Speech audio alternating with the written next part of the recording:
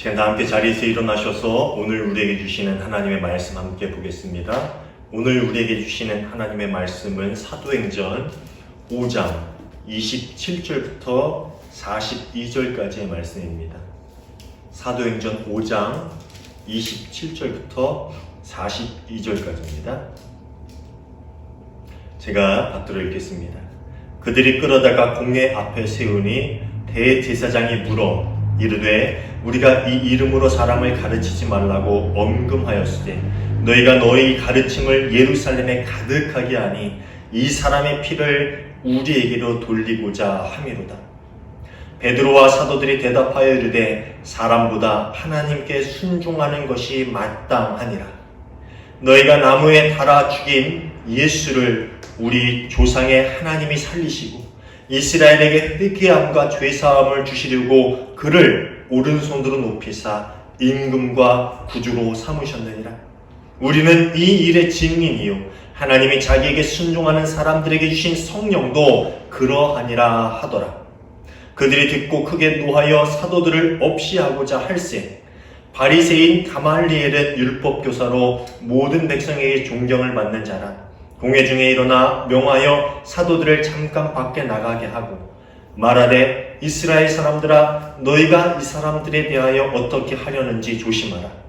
이전에 드다가 일어나 스스로 선전하매 사람이 약 400명이나 따르더니 그가 죽임을 당함에 따르던 모든 사람들이 흩어져 없어졌고 그 후에 호적할 때에 갈릴리의 유다가 일어나 백성을 꿰어 따르게 하다가 그도 망한즉 따르던 모든 사람들이 흩어졌느니라. 이제 내가 너희에게 말하노니 이 사람들을 상관하지 말고 내버려 두라. 이 사상과 이 소행이 하나님 사람으로부터 났으면 무너질 것이요 만일 하나님께로부터 났으면 너희가 그들을 무너뜨릴 수 없겠고 도리어 하나님을 대적하는 자가 될까 하노라 하니 그들이 옳게 여겨 사도들을 불러들여 채찍질하며 예수의 이름으로 말하는 것을 금하고 놓으니 사도들은 그 이름을 위하여 능욕받는 일에 합당한 자로 여기심을 기뻐하면서 공회 앞을 떠나니라. 그들이 날마다 성전에 있든지 집에 있든지 예수는 그리스도라고 가르치기와 전도하기를 그치지 아니하니라. 아멘. 이는 하나님의 말씀입니다. 자리에 앉아주시기 바랍니다. 오늘도 함께 예배하는 우리 모두에게 주님의 평화가 있기를 간절히 소원합니다. 감옥에 갇혔다가 이 하나님이 보내신 천사의 도움으로 옥에서 나와 다시 그리스도의 복음, 생명의 말씀을 이스라엘, 예루살렘 사람들에게 전하던 사도들은 또 한 번 끌려가서 사내들인 공의의 앞에 서게 됩니다. 그리고 예수의 이름으로 가르침을 주었다라는 똑같은 이유로 다시 한번 재판을 받게 됩니다. 그곳에 모인 제사장들과 사두개인들 그리고 바리새인들로 구성된 사내들인 공의의 의원들은 사회의 권력을 소유하고 있던 이들이었죠. 그들이 요구하는 것은 단 한 가지였습니다. 그것은 바로 그리스도의 이름으로 가르침을 전하지 마라. 그거였어요. 그런데 이번에는 왜 그들이 그런 요구를 하는지에 대해서 그 속내가 드러나고 있어요. 28절 마지막 부분입니다. 그대들은 이 사람의 피에 대한 책임을 우리에게 씌우려 하고 있어. 여기서 그들이 말하는 이 사람은 바로 예수님입니다. 그들이 예수님의 이름을 말하지 않고 이 사람이라고 부르는 것은요, 경멸의 표현입니다. 그들이 예수님을 아주 별시하고 경멸하고 있다라는 그런 표현을 하고 있는 거지요. 사두개인들은 그들의 교리에 반대될 뿐만 아니라 또 자신들의 기득권을 위협하는 예수님의 가르침을 아주 싫어했어요. 그래서 결국 예수님에게 반역죄라는 누명을 씌워서 십자가에 못 박아 죽인 것이지요. 하지만 이런 그들의 말도 안 되는 모습을 빌라도도 알고 있었습니다. 그래서 빌라도 또한 예수님을 십자가에 못 박아 죽이는 것을 망설였어요. 이 사람에게 죄를 찾을 수가 없는데 어떻게 십자가에 못 박아 죽이냐? 그때 이 바리새인들과 사두개인들, 이 제사장들은 빌라도에게 이렇게 이야기하지요. 그 사람의 피를 우리와 우리 자손에게 돌리시오. 이 마태복음 27장 25절의 말씀입니다. 그런데 이제 와서 예수의 죽음에 대한 책임이 자신들에게 돌아올까 두려워한다는 것은 참 모순적인 행동이 아닐 수 없습니다. 그 당시까지만 해도 사람들이 그렇게 예수를 따르는 것에 대해서 별로 대단하게 여기지 않았던 것 같아요. 그러나 예수님께서 십자가에 못 박혀 돌아가신 후에 부활하셨다라는 소문이 사람들에게 들리고 또 그 가르침을 전하는 제자들의 그 가르침을 따라서 수천 명의 사람들이 회심하고 주님 앞으로 나오게 되니까 이들은 이제 정말 그들이 내뱉었던 말에 대해서 두려워하기 시작했다는 겁니다. 당시 율법에는요, 무고한 자의 피를 흘리게 하면 반드시 목숨으로 이를 갚아야 한다라는 규정이 있습니다. 신명기에 나오는 규정 중에 하나인데요. 그러니 사두개인들이 예수님의 죽음을 자신의 탓으로 돌릴까 두려워하고 있다라는 것은 그들 또한 예수님이 무고하게 죽임을 당했다라는 것을 인정하는 꼴이 되고 말았죠. 그들도 예수님이 무고하다라는 것을 알았지만 자신들의 이익에 반대되기 때문에 예수님을 십자가에 못 박아 죽인 것이거든요.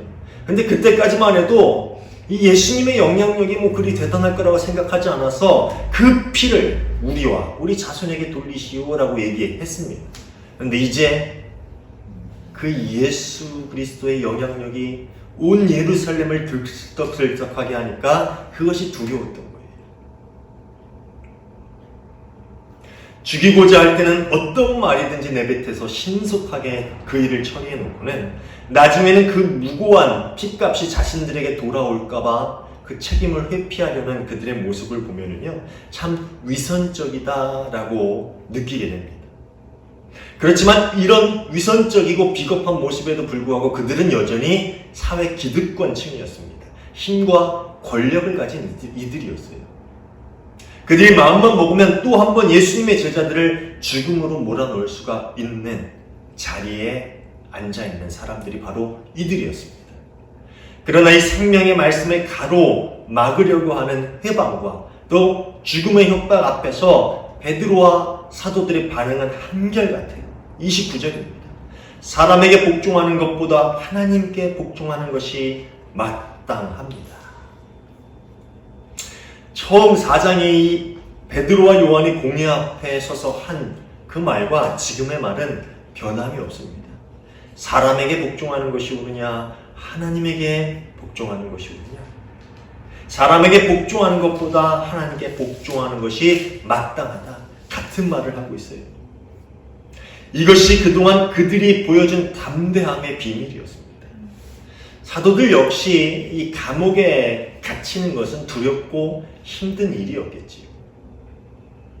저는 감옥에 가보진 않았지만 오늘날 가끔 TV에서 보면 슬기로운 깜빵생활 같은 데 보면은 감옥이 그리 열악하진 않았던 것 같아요. 그런데 성지순례를 가서 보면은 그 당시에 감옥, 제가 예루살렘은 못 가봤지만 터키, 그리스 같은 데 가서 옛날의 감옥들을 보면은요, 감옥이라는 것이 딱히 갇힐 만한 장소는 아닌 것처럼 보이더라고요. 사도들 역시 감옥에 갇힌다라는 것은 두려운 일이고 또 힘들고 불편한 것을 감수해야만 하는 일이었습니다.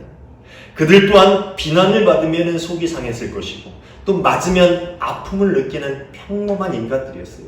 성령 받았다고 몸이 막 슈퍼맨처럼 변해서 모든 것이 아무렇지도 않게만 느껴지는 그런 존재가 되는 것은 아닙니다. 그들도 아팠고요, 그들도 힘들었고, 그들도 슬퍼할 줄 알고 속상할 줄 아는 똑같은 사람이었다는 거예요. 그럼에도 불구하고 그들이 담대하게 생명의 말씀을 전했던 이유, 전할 수 있었던 이유는 그것이 하나님께 복종하는 일이기 때문이다라는 말을 하고 있는 것입니다. 그것이 하나님께 복종하는 일이기 때문에 우리는 그 일을 하지 않을 수 없다라고 이야기하고 있는 것이지요. 게다가 사도들은 다시 한번 사내들인 공의의 사람들의 심기를 건드리는 말을 합니다. 30절부터 32절까지의 말씀이 바로 그 이야기인데요. 너희가 십자가에 못 박혀 죽인 예수를 하나님께서 살리셨다. 아주 이 아킬레스건을 건드리는 이야기죠. 너희가 십자가에 못 박아 죽인 예수를 하나님께서 살리셨다. 그리고 그 예수가 지금 하나님의 우편에 앉아 계시면서 회개하고 예수를 믿는 이스라엘 백성들의 죄를 사해 주신다. 그들가 왕이 되고 진정한 구주가 되셔서 그 죄를 사해 주신다. 그리고 우리가 이 모든 일의 증인이다. 이 말을 듣는 사내들인 공의의 사람들이 얼마나 기가 찼을까요? 가르침을 금하고 이를 어기자 감옥에 가두고 이제 그들을 재판의 자리에 세워서 이제 죽일 수도 있다라는 것을 암시하며 그들을 협박하고 있는데 오히려 그들은 당당합니다. 조금도 기가 죽지 않아서 너희가 예수를 못 박은 죄인이다. 그리고 이 모든 일에 우리가 바로 그 증인이다. 그렇게 외치고 있으니 정말 말문이 막혔을 거예요.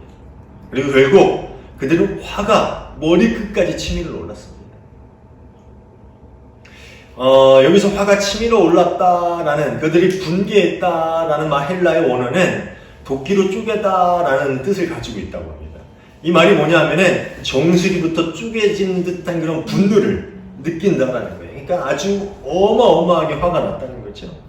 그들이 머리 끝까지 화가 치밀어 올라서 이제 이 사도들을 죽이려고 마음을 먹습니다. 너희도 너희의 스승 예수와 똑같이 죽임을 한번 당해봐라. 그렇게 마음을 먹는 거예요. 그들의 입장에서 볼 때에 예수의 가르침을 전하는 것은 하나님을 모독하는 일이었고요. 또 율법을 거역하는 일이었습니다. 그렇기 때문에 그 사도들의 가르침, 그 사도들의 죄는 충분히 사형에 처해질 수 있는 죄라고 여겼던 것이지요. 아마 사도들 또한 자신들이 기득권을 잡고 있는 공의의 말을 거역하면은 어떻게 될 것이다 라는 것을 짐작을 하고 있었을 것입니다. 예수님의 가르침을 전하지 마라 라고 했는데 계속해서 예수님의 가르침을 전하게 된다면 어떻게 될지, 감옥에 갇히기까지 했는데 천사들이 내보내줬어요. 그런데 그들이 잡힌 그 자리, 어디서? 성전 앞에서 똑같이 그 새벽부터 말씀을 전한다면은 이게 뭐예요? 대놓고 기득권을 화나게 하는 일이죠. 그죠? 그들의 말을 무시하는 일이 되고 옵니다. 그 정도까지 갔으면 이제 그들이 어떻게 될 것인지에 대해서 그들은 충분히 알고 있었을 거예요. 왜냐하면 그들의 스승 예수 그리스도가 어떻게 되었는지를 그들은 보았기 때문입니다. 그렇지만 사도들은 결코 현실의 위협에 물러서지 않고 조금도 타협하지 않았습니다. 제가 2주 전인가 한 친구 목사님의 이야기를 하면서 복종이라는 단어, 이 순종이라는 단어의 어원에 대해서 잠깐 이야기를 나눈 적이 있는데 기억하십니까? 흔히 알고 있는 obedience라는 단어는 어디에 귀를 기울인다 라는 뜻을 가지고 있고요. submission이라는 단어는 아래로 보내지다 라는 뜻을 가지고 있다고 하며, 이 순종 혹은 복종이란 하나님의 전권에 맡기고 하나님에게 정권을 맡기고 그 뜻 아래에 들어가는 삶이다 라는 이야기를 제가 한 적이 있습니다. 그런데 이 서브미션이라는 단어는 항복이라는 뜻 또한 가지고 있어요. 항복. 그래서 우리가 막 싸우다가 나 항복할게 라고 할 때 서브미션이라고 이렇게 이야기한다고 합니다. 참 재미있지요. 복종이란 단순히 누군가의 말에 귀를 기울이는 것을 넘어서서 또 다른 거대한 힘 앞에 자신의 무기력함, 자신의 힘없음을 인정하고 더 이상 대항하지 않겠다라고 약속하는 것이 이 복종이라는 단어가 가지고 있는 뜻이라는 말입니다. 물론 신앙인들의 순종이 하나님의 뜻 앞에 무슨 개가 목줄에 걸린 것처럼 그렇게 막 그 힘에 끌려서 가는 그런 억지로 가는 듯한 그런 순종, 그런 모습은 아니지요.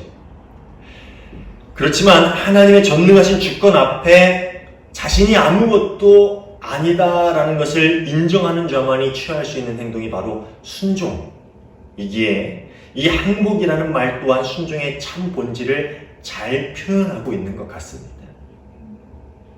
생명을 위협하는 세상의 힘 앞에서도 사도들이 그 복음 전하는 일, 생명의 말씀을 전하는 일을 당당하게 할 수 있었던 것은 이미 그들이 더 큰 힘, 더 위대한 능력, 세상의 모든 주인이 되신 하나님 앞에 무릎을 꿇었기 때문이라는 것입니다.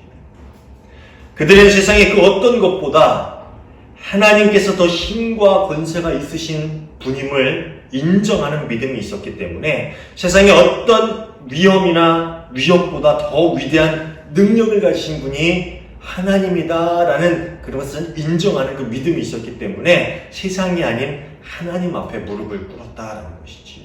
그들이 만일 세상에 더 힘이 있고 세상에 더 능력이 있다 생각하고 여겼으면은 세상의 굴복 앞에, 세상의 위협 앞에 무릎을 꿇었겠죠. 그런데 그들은 하나님이 더 능력 있으시고 아니 유일한 힘의 근원이다라는 그런 믿음이 있었기 때문에 사람보다 하나님 앞에 무릎을 꿇는 것이 옳은 일입니다. 지혜로운 일입니다. 여기고 고백하고 그 일을 당당하게 할 수 있었다는 것입니다. 여러분, 제 말의 진의를 이해하십니까? 저는 순종이라는 말을 곰곰이 생각하면서 이런 생각을 했어요. 순종은 노골적으로 말하면 힘의 논리예요. 힘의 논리. 힘 없는 자가 힘 있는 자 앞에 무릎을 꿇는 것이죠. 그게 순종입니다. 물론 좀 너무 억지로 그 일들을 하는 것처럼 그런 뉘앙스가 들리긴 하지만 우리 마음속의 싸움에서 세상이 힘이 세면은요, 세상 앞에 무릎을 꿇는 것이고요. 하나님이 힘이 세면은 하나님 앞에 무릎을 꿇는 거예요. 제 말이 틀립니까? 참 쉽죠? 그렇게 보면 순종은 힘의 논리라는 거예요. 우리 마음속에서 어떤 일을 결정할 때에, 또 우리의 삶의 길을 결정할 때에 우리 마음속에 우리가 가지고 있는 세상의 힘이 더 크면은 우리는 그것 앞에 무릎을 꿇게 마련이잖아요. 그런데 하나님이 더 힘이 있으시다, 능력 있다 인정하고 하나님의 힘을 더 크다라고 믿는 그 믿음이 있으면은 우리가 하나님 앞에 복종하게 되죠. 이게 힘의 논리예요. 우리 마음의 힘이 어느 것을 더 크다라고 인정하고 있는가, 그런 이야기예요. 그것이 순종의 기본 원리라는 것이죠. 어느 날인가 베드로에게 예수님은 이런 말씀을 하셨어요. 내가 진정으로 내게 말한다. 내가 젊어서는 스스로 띠뛰고 내가 가고 싶은 곳을 다녔지만 내가 늙어서는 남들이 내 팔을 벌릴 것이고 너를 묶어서 내가 바라지 않는 곳으로 너를 끌고 갈 것이다. 이 말씀 기억하시죠? 요한복음의 말씀인데요. 베드로가 젊었을 때는 그의 그 생각, 자신의 욕심, 자신의 포부가 자신의 삶을 지배했어요. 예수님을 따랐던 것 또한 그는 이 자신의 욕심이나 포부가 그 삶을 이끌었던 길이었습니다. 그렇지만 성령의 임재를 통해서 하나님을 전 인격적으로 경험한 후에는 그가 완전하게 하나님께 항복을 선언합니다. 그 마음에, 그 삶에 하나님의 힘이 더 강하게 역사하기 시작하고 그것을 인정하고 하나님의 길을 가기 시작한다는 거예요. 그래서 이전에는 내가 스스로 띠뛰고 내가 가고 싶은 것, 내가 하고 싶은 일을 했지만 이제 하나님 앞에 내가 온전히 항복하게 되고 무릎을 꿇게 될 때에 남들이 내 팔을 벌리고 나를 묶고 내가 원하지 않는 곳으로 끌고 가도 그것이 하나님의 뜻이기 때문에 그대로 순종하며 그 길을 걸어갈 수 있게 됐다라는 그런 이야기를 하고 있는 것이지요. 앤드류 머레이는 자신의 책 완전한 순종에서 완전한 항복이라는 표현을 사용합니다. 순종은 항복한 사람만이 할 수 있는 행동이라는 것이지요. 베드로와 사도들이 그러했어요. 이전에는 세상의 힘과 욕망이 더 강한 힘을 가지고 그들의 삶을 이끌었습니다. 그런데 이제는 하나님이 그들의 마음과 그들의 삶 속에서 더 큰 능력을 발휘해 그들의 삶을 이끌어가고 있다는 것입니다. 예전에 세상 앞에 무릎을 꿇고 세상의 죽음의 위험 앞에서 두려움을 느끼고 좌절할 수밖에 없었던 그들이 그래서 이제는 세상 앞에서 무릎 꿇지 않고 심지어 죽음의 위험 앞에서도 담대하게 외칠 수 있게 된 것입니다. 사람에게 복종하는 것보다 세상의 힘에 무릎 꿇는 것보다 하나님께 복종하는 것이 마땅합니다.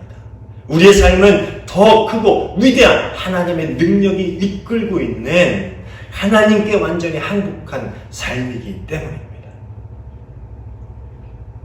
우리가 하나님께 순종하지 못하는 이유는요, 단순합니다.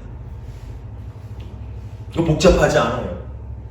우리가 왜 하나님께 순종하지 못합니까? 라고 물으면 그건 아주 단순한 이유를 가지고 있어요. 우리 마음의 세상의 가치가 그것을 향한 우리의 욕심이 더 힘이 세기 때문에. 이게 아까 제가 말씀드린 힘의 논리예요. 우리 안에 세상의 가치와 그것을 향한 우리의 욕심이 더 힘이 세니까 우리가 하나님 앞에 무릎 꿇지 못하는 거죠. 사랑하는 여러분, 하나님의 능력 앞에서 완전히 항복할 수 있기를 바랍니다.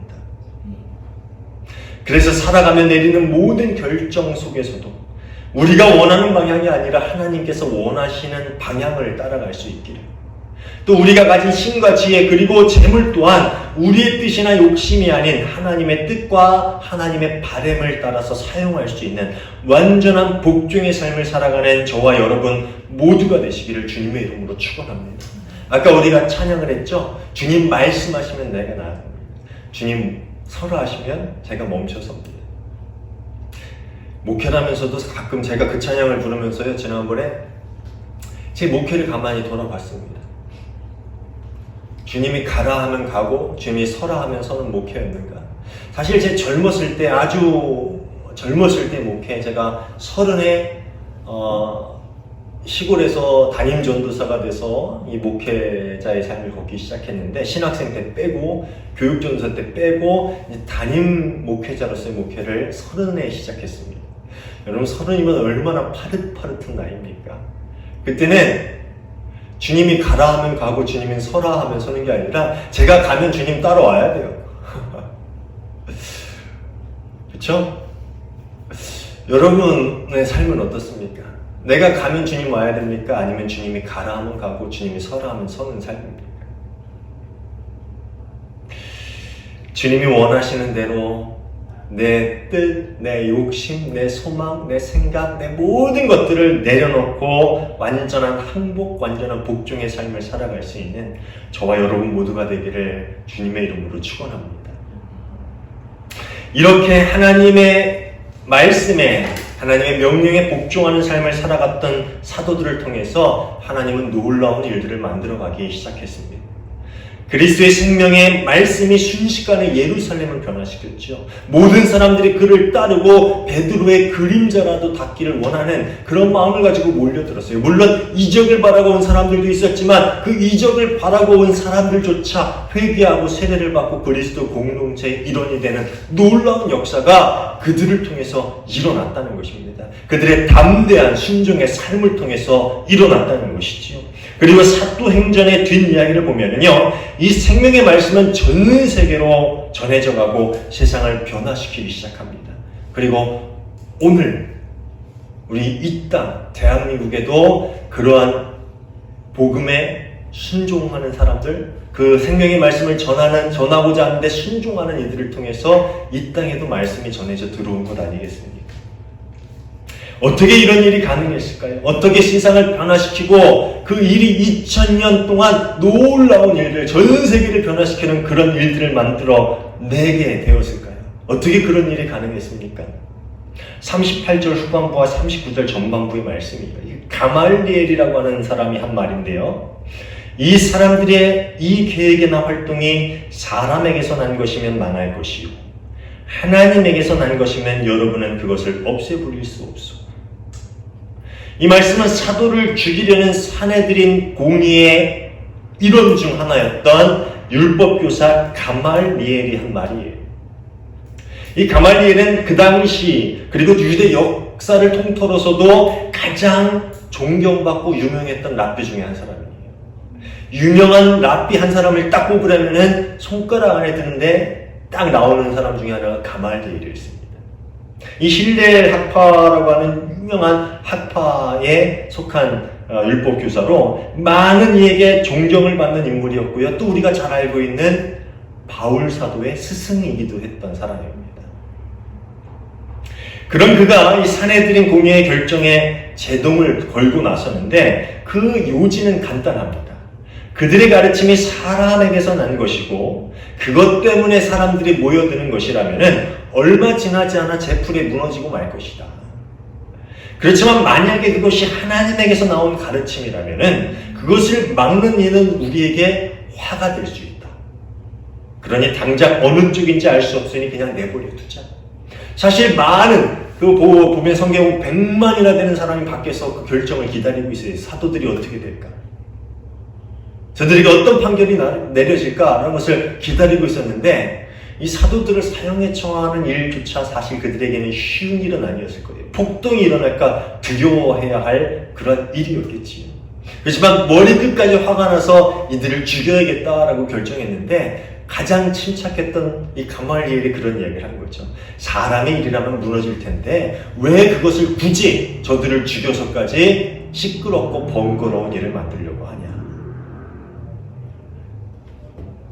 아마도 제사장들은 이 그들의 가르침이 하나님으로부터 난 것이라고 생각하지 않았을 거예요. 그리스도의 이름으로 가르치는 것이 하나님으로부터 났다? 뭐 그렇게 생각했다면 이들이 이렇게 하지도 않았겠죠. 그러니 그들을 하나님을 모독한 자라라고 생각했겠지. 그렇지만 명망 있는 가말리엘이 그렇게까지 이야기하니까 그들의 마음 또한 움직일 수밖에 없었던 것이죠. 막 화가 머리끝까지 치밀러 올랐지만 냉정하게 생각해보면은 가말리엘의 말이 옳겠구나라는 생각이 들었던 것이지요. 그래서 결국 사도들을 죽이지 않고 채찍질하고 다시는 그리스도의 가르침을 전하지 마라라고 그렇게 이야기하면서 풀어줍니다. 근데 이 가말리엘의 말에는 진리가 담겨져 있죠. 사람으로부터 난 것은 언젠가 무너지지만 하나님으로부터 난 것은 영원합니다. 저는 이 말을 들을 때마다 정말 가슴이 뭉클합니다. 사람에게 난 것은 무너지기 마련이지. 그렇지만 하나님으로부터 난 것은 결코 무너지지 않아요. 그래서 이 복음의 진리가 몇 년 동안 전해져 왔습니까? 무려 2000년이 넘는 이 시간 동안 전 세계에 전해져 오고 있는 것이지요. 하나님으로부터 난 일이기에 그 순종하는 자들을 통해서 하나님은 그 복음의 역사를 계속해서 일어나게 했다라는 것이지요. 이 말은 다시 말하면 우리의 삶이 세상적인 가치와 사람의 욕심을 따라간다면 그것은 언젠가 흔적도 없이 사라져버리는 인생이지만 하나님의 진리, 그리스도의 생명의 말씀을 따라 사는 삶이라면 그 삶은 영원한 생명을 얻는 삶이 된다라는 그런 말로도 바꾸어 말할 수 있을 것입니다. 그렇지 않습니까? 우리의 인생이 세상적인 가치 그리고 우리의 욕심에 무릎 꿇고 그 힘을 따라서 살아가는 인생이라면은 그 인생은 정말 세상에 우주에 먼지만도 못한 보잘것없는 인생으로 완전히 사라져버리고 말 것입니다. 그렇지만 보잘것없는 우리 인생이라 할지라도 우리가 하나님의 진리, 그리스도의 생명의 말씀을 따라 사는 삶이 된다면은 우리에게는 영원한 생명, 영생이라는 선물이 주어질 수 있다는 것이죠. 이것이 우리가 흔히 알고 있는 영생의 교리예요. 영생의 교리하니까 이상합니까? 우리가 기독교에서 얘기하는 영원한 삶, 영생, 죽지 않는 것. 이 진리가 바로 이거예요. 하나님의 뜻, 하나님의 진리, 그리스도의 복음을 따라 사는 사람들. 그 앞에 완전히 항복하고 그 뜻에 순종하며 사는 사람들, 그들에겐 영원한 생명이 주어진다. 그래서 생명의 복음인 것이지요. 아주 흔히 알고 있는 영생, 영원한 생명의 말씀이라는 겁니다. 그런데 흔히 알고 있지만 우리 삶 속에서 자주 지워져 버리고 마는 그런 말씀이 아닐까 하는 생각을 합니다. 흔히 알고 있지만 그것이 기본 진리이지만 우리 삶 가운데 우리가 너무나 쉽게 지워버리는 세상의 힘 앞에 무릎 꿇을 때에 그저 더 뒤에 던져버리고 마는 그러한 진리가 되는 경우가 너무나도 많이 있다는 겁니다. 사랑하는 여러분, 사람에게 복종하는 것, 세상적인 가치와 그것을 향한 우리의 욕심을 따라 살아가는 모습이 이 땅의 교회나 그리스도인들의 삶 속에서 완전히 사라질 수 있기를, 그것이 지워질 수 있기를 간절히 소원합니다. 하나님께 복종하는 것, 하나님의 뜻을 따라 하나님의 기쁨이 되기 위해 살아가는 그 모습이 이 땅의 모든 교회와 그리스도인들의 삶 속에 가득하기를 주님의 이름으로 축원합니다. 제가 아까 몽골 선교사님과의 카톡을 잠깐 이야기했죠. 그분 참 말씀을 지혜롭게 잘하시는 분이거든요. 그래서 제가 어떤 큰 일을 가끔 상의하기도 하는 그런 선교사님입니다. 그런데 그 말이 너무 은혜가 받아요. 이제 말로 전도하는 것, 말로 증거하는 것, 물론 그것도 필요합니다. 근데 그 시대는 끝났어요. 우리의 삶 가운데 정말 하나님의 뜻을 따르고 하나님의 바람을 따라서 하나님의 길을 복종하며 걸어가는 것, 그것이 이 땅의 교회가 빛과 소금의 역할을 감당할 수 있는 길이고요. 이 땅의 그리스도인들이 온전히 하나님 나라를 세워갈 수 있는 일입니다. 여러분, 이비 아닌 이뿐만 아니라 우리의 모든 삶이 하나님 앞에 완전히 복종한, 완전히 항복하고 주님의 길에 서 있고 그 길을 걸어갈 수 있는 저와 여러분 모두가 되시기를 주님의 이름으로 축원합니다. 기도하겠습니다. 하나님 감사합니다. 보잘것없는 저희에게 주님 구원의 큰 선물을 허락하여 주시고 주님의 진리 안에서 순종하며 주의 길을 걸어가는 자에게 영원한 생명 또한 허락하여 주심에 감사를 드립니다. 이제 저희가 세상 앞에 무릎 꿇지 않게 하여 주시옵소서. 세상의 힘이 얼마나 강력하고 크게 보인다 할지라도 그보다 더 강력하고 더 힘이 있으신 예수 그리스도 앞에 무릎을 꿇고 주님 앞에 나아갈 수 있는 저희가 되게 하여 주시옵소서.